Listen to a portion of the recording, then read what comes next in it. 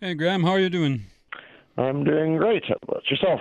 I'm doing good, thank you. So, for those who don't know, what does Arctic Kingdom do? We go back almost 20 years to 1998, working in partnership with many communities, outfitters, guides, as well as the international travel world to welcome visitors to Nunavut to see wildlife, geology, geography, and the best of Arctic culture. And you just came back from the conference in Calgary about Indigenous tourism. What did you discuss at the conference? It was a great program. There were almost 500 Indigenous representatives across the whole country, every territory, every province.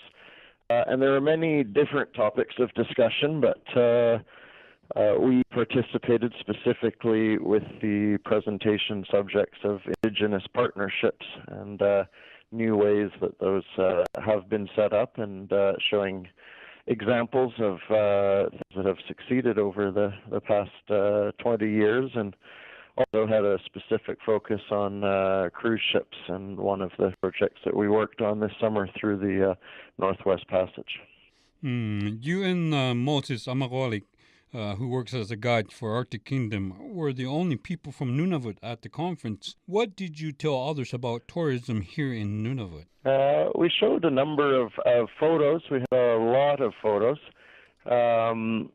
So it was showing an overview of all of the different seasons, from winter and possibilities to see icebergs and polar bears in winter, to the floe edge and the sea ice and the whales, the narwhals, the bowheads, beluga whales, and then as seasons progress into pack ice, the potential to see walrus and other types of wildlife around the oceans in July, and then the open water season when you can see moving icebergs and different all of the whales and bears and wildlife in open water, and finally the fall season where the ice comes in and you tend to see bears and other wildlife congregating on the shore.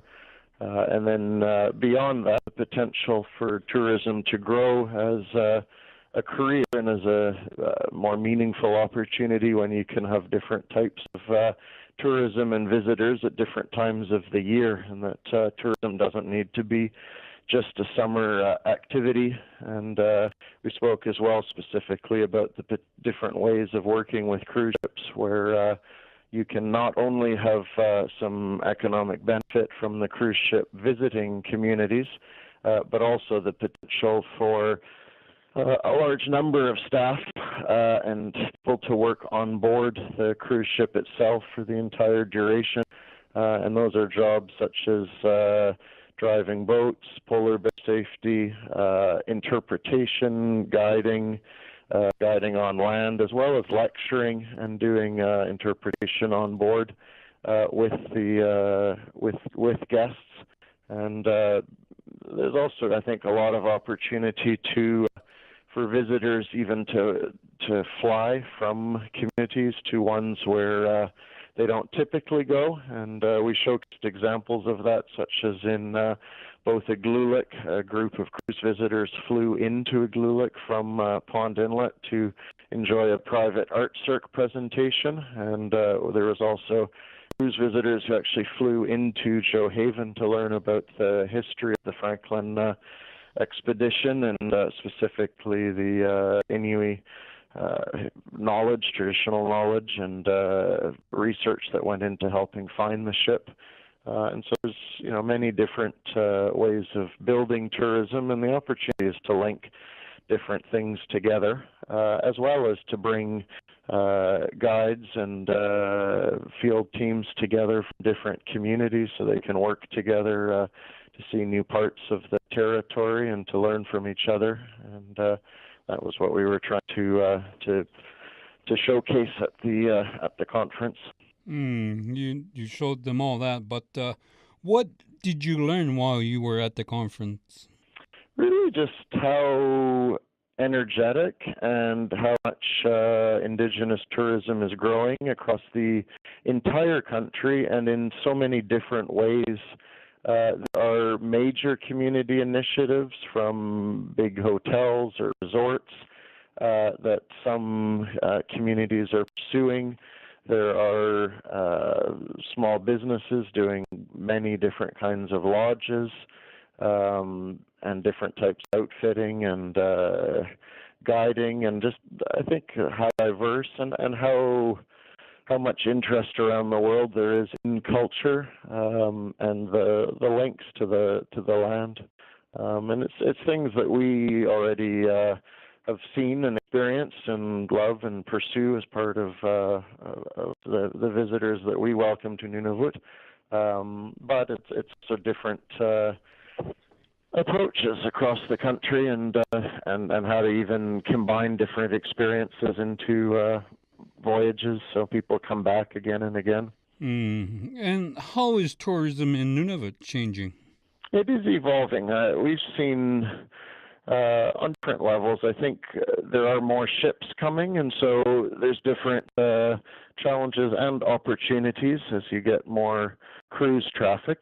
But cruise traffic is a small part of the year. It's typically only August and September. And what we've also seen over 2 decades now of running tourism is it used to be very adventurous people that wanted to be, quote unquote, on the edge as far as they were concerned. And we're seeing people still have an adventure spirit, but there's a more broad audience, maybe a little bit older, maybe more families that are coming with children. And so I think the experience and the knowledge and the interest of coming to the north is evolving from something that was really sort of a specialty and maybe you could say a hardcore traveler 20 years ago, to being something that's really accepted as just something that every Canadian should do. We talk about going from coast to coast to coast. I think there's more and more Canadians that are adding it to their bucket lists and know about it and follow it and see it regularly on the news and want to experience it and begin to understand it for themselves.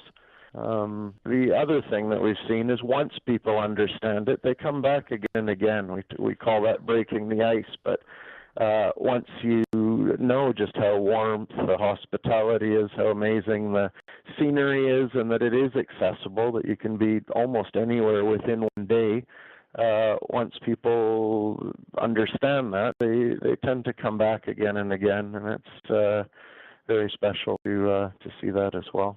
And lastly, what do you think Nunavut can focus on to grow the tourism industry? I think still, as much as there's some people that are aware that it's easy to get to, I think continuing to focus on that message that you really can go from Ottawa or Winnipeg or Calgary or Edmonton in a day and make it to any of the regions is an important element. I think the warmth in the summer and even the springtime, against the misconceptions that it's always cold, is something that still needs to be shared. And that one of my feelings is that Nunavut is a very, very special part of not just the Canadian Arctic, obviously it's a big component of it, but the entire world's Arctic.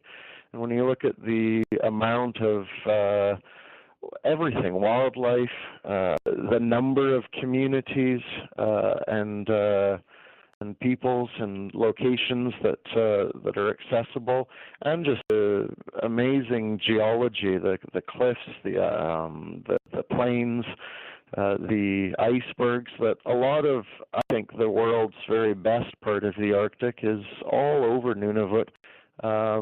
And just getting the brand of Nunavut and Canada's Arctic out there so that it's understood, as well as, say, brands like Alaska and Greenland, is very important. All right. Thank you, Graham, for having the time to speak with me this morning. Thank you very much. It's always a a pleasure, and it was a great conference, and there was lots of interest in the potential for people to visit Nunavut. All right, thank you, Graham. You have a good day. You too. Take care. Bye-bye. Bye.